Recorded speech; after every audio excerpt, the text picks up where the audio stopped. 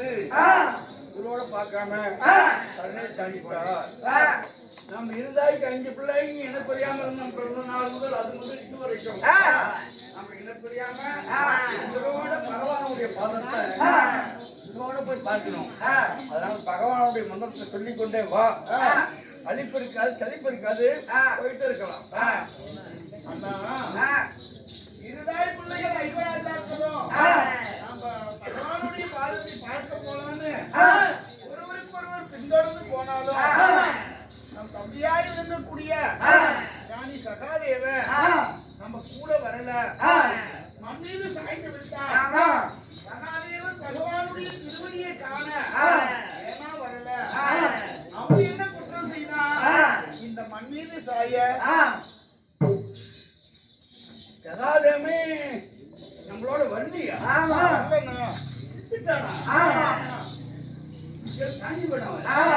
கூட வரவில்லை, மண் மீது சாய்ந்து விட்டான். ஏன் பகவான் திருவடியை காண அவன் வரல? 4 பேருக்கு இளைவன் ஆகிய ஞானி ஆகிய சகாதேவன் பகவானுடைய பாதத்தை பார்க்காம இங்கேயே சாந்தி போயிடும். என்ன காரணம்னு கேட்கறியா? இல்ல பகவான கொண்டது யார்? வேறு யாரும் இல்ல, சகாதேவன் தான் கொண்டு விட்டான். பகவானை கொன்றது தம்பி சகாதேவன், யாருமே கிடையாது. அவர் அவதாரம் மூர்த்தி. அத்தையை விட்ட பகவானே தம்பியால் இருக்கக்கூடிய சகாதேவன் எப்படின்னா கொல்ல முடியும்? ஏன் எதனால இவன் கொண்டான் தெரியுமா? எப்படி?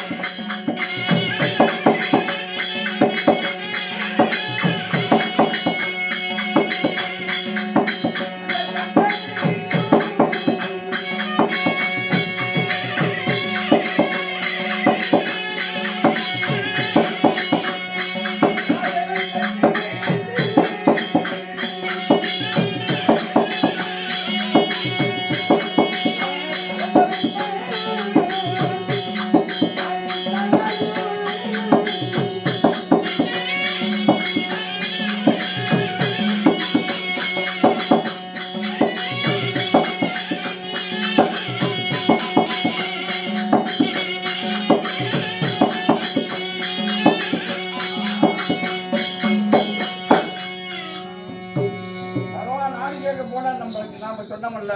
ஆமாமண்ணா. தன்மனையில் ஏற்கனவே 2 பேரு சென்றிருக்காங்க. நாடு தான் விரோதிகள். உண்மை. 3வது முறை என்ன போய் சொல்றேன். ஆனா 3வது முறையை நான் போறேன். ஏற்கனவே 2 பேர் சென்றாங்க.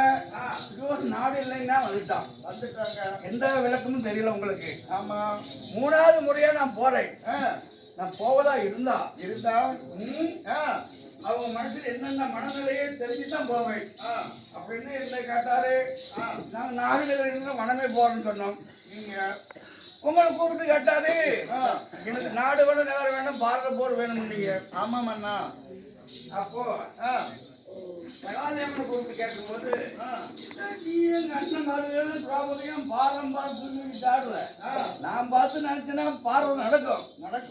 நினைக்காவிட்டா நடக்காது. பச்சா குடிமி சேர்த்த முட்டை இதெல்லாம் தூக்கி ஆடுறீங்க மலையாளம். இவங்கிட்ட வேலை இருக்கு பாக்குது. அப்படி என்று சரிடா, நீ எப்படி நிறுத்துவே, தடுத்து நிறுத்துவே, எப்படி நடக்கணும், எப்படி நிறுத்துவே, எப்படி நடக்கிறாது, நடக்காத நிறுத்துவேன் அப்படி கேட்டா வேறொன்னு இல்ல. அருங்கலியான திரௌபதி இருக்கால, ஆமா, அதனால முட்டி அடிச்சு ஊர்கள் கொண்டு வரணும். 12,000 வீதி பூரா திரௌபதியை மொட்டி அடிச்சு. சரி, கொண்டுட்டு வரும்போது திரௌபதியை கலாதிகம் மொட்டி அடிச்சு கதமால அவரை வச்சு கொண்டுட்டு போறான். அப்படி எப்படி எல்லா நாட்டு மன்னர் அந்த தேசாதி கருணை பத்ராமன் திருப்பாச்சாரி எல்லாம் வருவாங்க. என்ன தெரியல, போய் பார்க்கலாம் அப்படிங்கும் போது அங்க வந்து பார்க்கும்போது அப்போ ஒண்ணு ஒரு புறம், பீமன் ஒரு புறம், அர்ஜுன் ஒரு புறம், எனக்கு ஒரு சிம்மாதானம், ரெண்டு பேர்த்தையும் கட்டி வச்சிருப்பான். கட்டி வச்ச பிறகு மொட்டி அடிச்சு கதை மேல உட்கார வச்சிடும். அதனால துரியோதனன் வந்து பார்த்தா பீமனுக்கும் துரியோதனுக்கும் பகை, கர்ணனுக்கும் அர்ஜுனுக்கும் பகை. இவன் என்ன பார்த்து ஒரே சொல்லு, அப்பாவுக்கு பிரிவிலே கூட உனக்கிட்ட பகுதியிலே கூட கெட்டு நினைத்தால இவன் மேல இருந்த சீராத பகை துரியோதனன் இவன் மேலதான். திரௌபதியும் ஜலாசயம் நட்டி வச்சுட்டான், மொட்டை அடிச்சு விட்டான், கருமொழிக்கு முழு அபிமானம் பண்ணிட்டான், எல்லா பகையும் நின்று போயிடும். அப்ப துரியோதனன் பார்த்து என்ன செய்வான், உலகத்துல எனக்கு யாருமே எதிரில்லை அண்ணா, அஷ்டாபுக்கு நீயே ஆளு, கை கட்டி உனக்கு யாவது சேரன்னு அம்மட்டோட நாங்க நாட்டாண்டுக்குவோம். எங்களுக்கு பெரியப்பாரு பிள்ளைக்கும் சித்தப்பாரு பிள்ளைக்கும் இது வராது. ஆனா உன்ன அண்ணனுக்கு முன்னாடிதான் கட்டி வச்சா தான் தீராத பகை. ஆமா, அது தீராத பகை நீருங்கணும்னா உன்னை கட்டி வச்சிடணும். கட்டி வச்சா துரியோதனன் வந்து பார்த்த உடனே இவன் தாய் வீட்டிலே பிறந்து கையோட காப்பான், நன்றி செய்தவன்னு பார்க்காம பாண்டவர் கட்டி வச்சுட்டான்னு கோமால இருந்த பகையும் துரியோதனுக்கு தீர்ந்துடும் போயிடும். அதனால நீங்க நாட்டாளுனாலும் துரியோதனன் சொல்லிடுவோம், நாங்க நாட்டாண்டுக்குவோம். இவர்தான் வித்தியாசம், இதெல்லாம் பாத போர், இப்படிலாம் செஞ்சுட்டா நிறுத்தி விடுவேன். அடி அப்பா என்ன கட்டி விடுவேன்னா நீ பெரியவன் நான் பெரியவன்னு பகவான் தனிமையை கூட்டிட்டு போய் 16,000 வடிவெடுத்தாரு. உண்மையான கண்ணன் சகாதேவன் இருதயத்தில் ஐக்கியமாயிட்டான். அப்போ 4 வேதம் 6 சாத்த நகர நன்னூல்கள் வாக்கித்த தம்பி அப்போ உள்ளத்துல இருக்கிறதுதான் கண்ணன், அதான் ஒரு வேஷமா அப்படி என்று மனிதனுக்கு இருந்த துவாரம் கிரகத்துல 9 துவாரத்தை அடக்கி அப்படி மூச்சு முடிச்சுக்கிட்டான். மூச்சு துவாரத்தை வெளியே வராம கண்ணன் உயிர் போக அங்கேயே கிடந்தாரு. 3 சத்தியத்தை வாங்கிட்டான், சிறை மீட்டு விட்டான். யாரு? சகாதேவன். என்ன சத்தியம்? என்ன சத்தியம்? அஷ்டாவரத்தை அண்ணா அவர்த்தாகணும். நீ நினைச்சபடி பார்க்க போர் நடக்குதுன்னா 18 நாள் பார்க்க போரு முடிகிற வரைக்கும் இவங்க ஐவராஜர்கள் அருங்கலையா நாட்டில் 6 பேர் உயிர் போகாம காக்கணும். போர் முடிகிற வரைக்கும் ஆமா உயிர் போகாம காக்கணும். இது 2வது சத்தியம். 3வது சத்தியம்னா விதி பிரகாரம் பெருமனுடைய அளவு யார் முடிக்க முடியும்? கைக்கும் தெரியாது. மூன்று போச்சுன்னா சத்தியமாக ஒண்ணு ஆகுது. அதனால யார் எப்படி வேணாலும் உயிர் போகலாம். ஒரு கால் நீ உயிரோட இருக்கும் போது எங்க 6 பேர்த்துல யார் உயிர் உடலை விட்டு பிரிந்தாலும் நீங்க எனக்கு என்ன செய்யல அப்படின்னு பகவான கேட்டா. ஆமா, நீ என்ன செய்யணும்? நீ உயிரோட இருக்கும்போது இந்த உயிர் பிரிஞ்சிருச்சுடா, நீ என்ன செய்யணும்? உள்ளங்கையில வச்சு தகனம் பண்ணு. ஆமா, மண்டையோட்ட கொஞ்சம் குடும்பம் உடைச்சிடு. அப்பதான் ஒரு 3 சத்தியத்தை வாங்கலாம். யாரு? சகாதேவன். இப்ப பகவான் நாம இறந்து போய் உயிரோட இருப்பாரா? முடியாது. சத்தியின் பிரகாரம் மண்டபத்தை கொள்ளி கொண்டு உடைக்கணுமோ உடைக்க கூடாதா? அதனால்தான் சத்தியவானத்தை ஒரே காரணத்தால் தான் பகவான் 5 பேரும் தாங்க இருக்க அவ விட்டு உயிர் புரிஞ்சது. அதனாலதான் இவை சகாதேவன் நம்ம 5 பேர்த்தோட வராமல் பூமியில சாஞ்சிட்டான். ஒன்னும் தவறு இல்ல, நாம போலாம். அதுக்கு மன்னா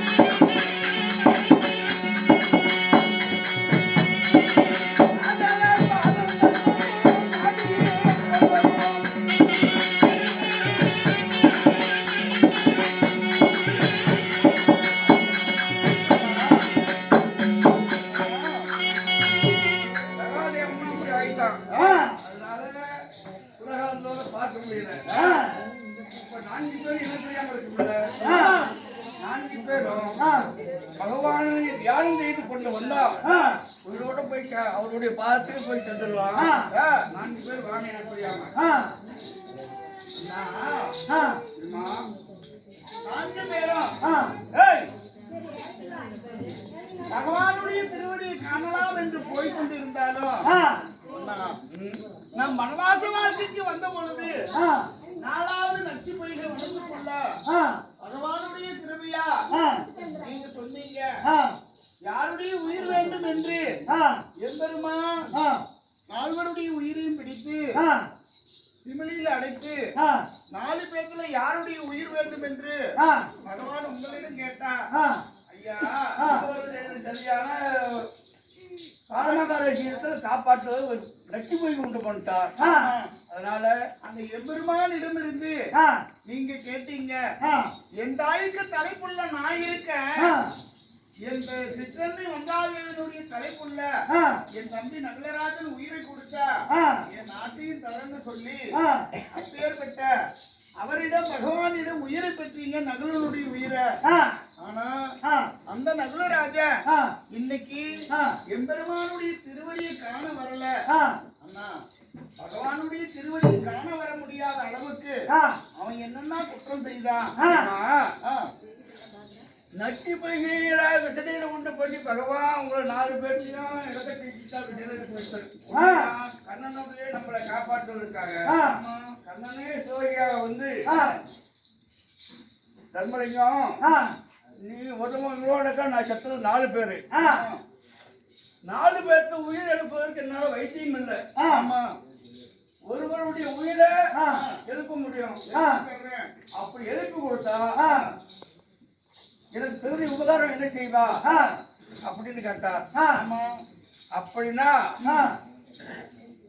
பாதி ராஜ்யம் கொடுக்கணும்னு நான் சொன்னேன். அப்படின்னா நகுலனுடைய உயிருக்காக பாதி ராஜ்யம் கொடுக்கணும்னு சொன்னது உண்மை பகவான் இடத்துல. அப்போ தோகி இருந்த பகவான் என்ன செஞ்சாரு அப்படி எழுப்பி விட்டுட்டா உங்க 5 பேருக்கு வரும் பாகம். அவங்க பாகத்துக்கு ஏற்று பாதி கொடுப்பேன் அப்படின்னு கேட்டார். ஐயா நான் அவங்கள நான் ஏற்றுக்க மாட்டேன். அவங்க 56 தேசம் 56 தேசத்துல எங்களுக்கு பாதி வரும். நாங்க அது 5 பிடிச்சி எத்தனை வருமோ எனக்கு வர்ற பாகத்துல மட்டும் பாதி ராஜ்யம் கொடுக்குறேன் அப்படின்னு சொன்னேன். சரி அப்படின்னா ஒரு ஆள் உயிர் தான் 4 பேருக்கு உயிருக்கு உத்தரவாதம் இல்லை. என்கிட்ட ஒரு ஆளுக்கு தான் வயிற்று இருக்கின்றா. இதுல 4 பேருக்கு யாரை இழப்பு கொடுத்துக்கிறது அப்படின்னு பகவான் கேட்டார். செத்தவர் 4 பேர் கைப்பற்ற எங்கிட்ட ஒரு மனுக்கு தான் உயிருக்கு உத்தரவாதம். அதனால யார் உயிர் இழப்புன்னு கேட்டாரு. சாமி அவன் இருந்தாய்க்கு 5 பிள்ளை பிறந்தா 5 பிள்ளை பிறந்தாலும் என் தாய்க்கு 3 பிள்ளை தாய்க்கு 2 பிள்ளை குந்தாதேவிக்கு தலை பிள்ளை நான் பாவி தர்மலிங்கம் ஒருத்தருக்கு எங்க தாய்க்கு பேர் மந்திராதேவிக்கு பிள்ளைக்கு பிறந்தாங்க. மந்திராதேவிக்கு பேர் சொல்ல யாரும் இல்லை. எல்லாம் செத்துட்டா 2 பேரும். அதனால என் மந்திராதேவிக்கு தலைப்புள்ள நவலம் தான் அவன் உயிரிழப்பு கொடுத்துருக்க அப்படின்னு பகவான் சொன்னார். சொல்லும்போது உலகத்துல தர்மம் இருக்குன்னா நீ தாண்டா கொஞ்சமாட பாராபட்சம் இல்லாம என் பாகத்துல பாதி கொடுக்குறேன் ஸ்ரீதாய்ப்பிள்ளை உறுதி கொடுக்கணும்னு சொன்னியே அப்பேற்பட்ட நீ தாண்டா தர்மலிங்கம் உலகத்துல தர்மராஜை அப்படின்னு சொல்லி பாராட்டி நமக்கு எதிரிக்காக 4வது நாளத்தை முடிச்சு கொடுத்தார். அப்பேற்பட்ட நகுலை இன்னைக்கு நம்மளோட வள்ளியா அப்படி உயிரை பெற்று கொடுத்த நகுல இன்று நம்மோடு பகவானுடைய திருவடியை காண வரல. வராதற்கு காரணம் என்ன? அவன் என்னன்னா தவறு செய்தான். தம்பி ஏன் நகுல வரல தெரியுமா? ஏன் வரல?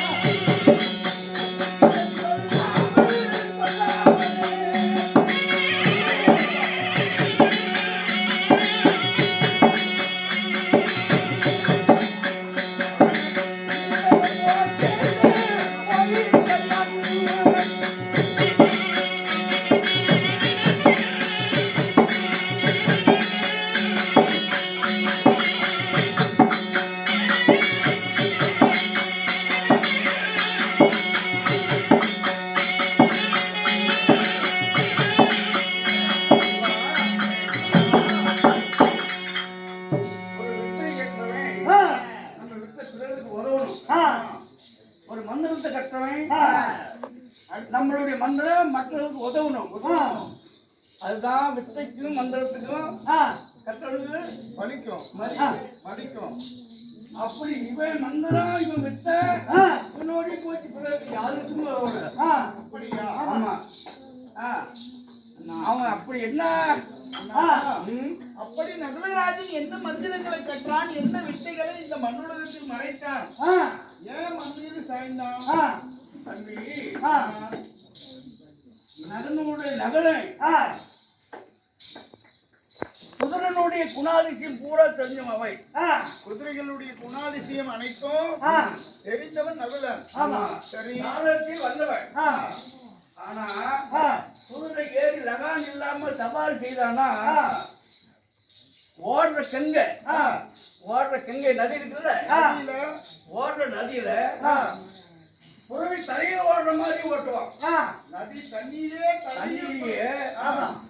தரையில போற மாதிரி புறவி ஓட்டுவான் நகுலன். அவ்வளவு நுணுக்கமான வித்தை கற்றவன் நகுலை.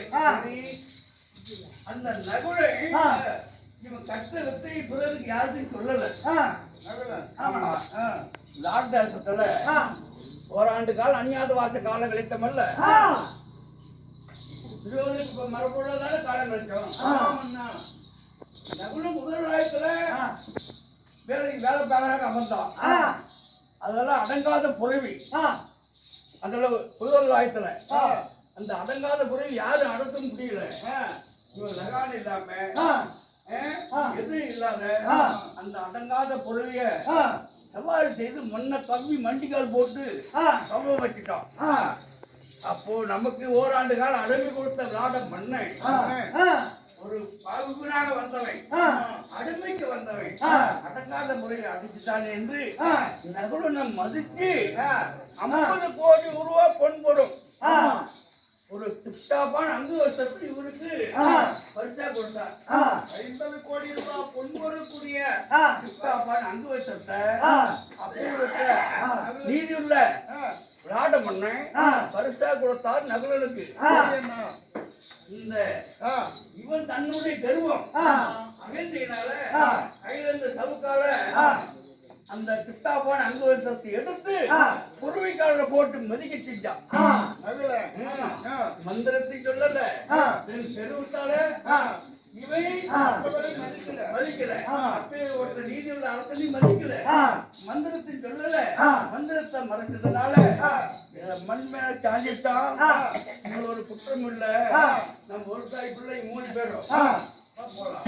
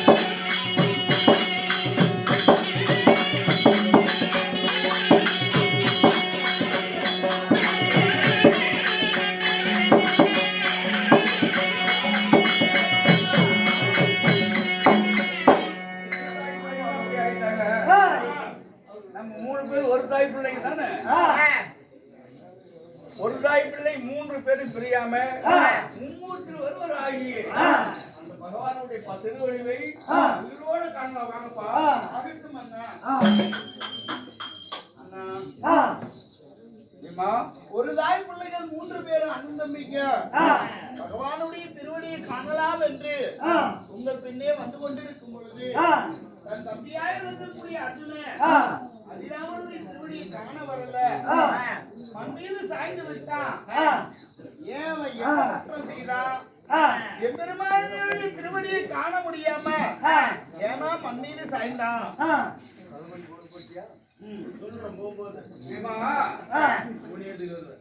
அர்ஜுனன் ஏன் நம்மளுடைய நாட்டுல வராம பூமியில தாண்டித்தான் தெரியுமா?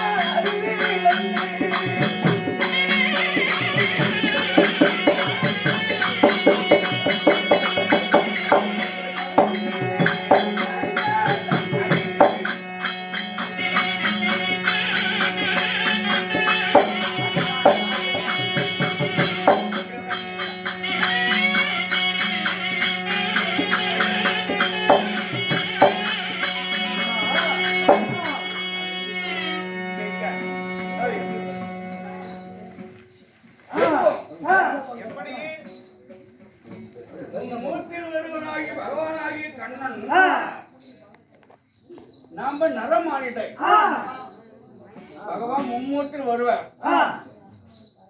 அப்பேர் கொற்றவர் நலமான மானிட காலடியில உட்கார்ந்து நலம் வற்றார் பகவான் சரி பகவான் என்று கொஞ்சமும் உணராமல் எதிரெடுத்த யுத்தம் மேல யாரு அர்ஜுனை எதிரையில வில்ல பிடிச்சி வலது கையால யுத்தம் செய்வான். உயிர்வளர்ச்சி நாணி எட்டி வந்து அம்பு குத்து எடுப்பான். யுத்த காலத்துல இடது கால எங்க இருக்கு ஒருங்கி உள்ள அடிக்கும் போது இடது கால் பகவானுடைய முதுகு மேல இருக்கும். கண்ணனுடைய முதுகு மீது சரி முதுகு மேலதான் இருக்கும். பகவானுடைய திருமணி நம்மளுடைய கால் போட்டுச்சு அப்படின்னு கொஞ்சம் கூட வார்னிங் வாங்க மாட்டான், மன்னிப்பு கேட்க மாட்டான். மன்னிப்பு கேட்பதில்லை. நாமங்க வில்லாடிங்கிற ஒரு கர்வம், ஒரு அகந்த ஆணவம். அதனால இந்த புறம் யுத்தம் செஞ்சு இந்த புறம் இருக்கு தேனையெல்லாம் மடிஞ்சு போயிடுச்சுன்னா அப்ப என்ன செய்வான்? மாமா தெற்கு இருந்தாலும் தேனையெல்லாம் மடிஞ்சிருச்சு, உடம்புறமா ரத்த ஓட்டு அப்படின்னு வாய்ப்புன்னு சொல்ல மாட்டான். திசை மாறி ரதத்தை செலுத்துங்கள் என்பதற்கு வாய் திறந்து சொல்ல இவன் என்ன பண்ணும்? வலது கால் பெருவரல பெருவரல சாட காட்டுவோம், முதுவர தோல்வியில் இருக்கு காலை வைத்து சாட காட்டுவான். இந்த பக்கம் நாள் போட்டு அப்படின்னு வலது காலால சாட காட்டுவோம். அப்ப பகவான் உணர்வார், உடம்புச்சியே நல மாட்டிட்டு வர்றான் அப்படின்னு அவருக்கு சொல்றபடி எல்லாம் காட்டுல ஜாட காட்டுறப்பெல்லாம் நல்ல வாட்டினார். காண்டீவன் கால் திரும்பிய திசையெல்லாம் கண்ணபெருமான் ரதத்தை செலுத்தினார். எதுக்கு என்ன கருவம்?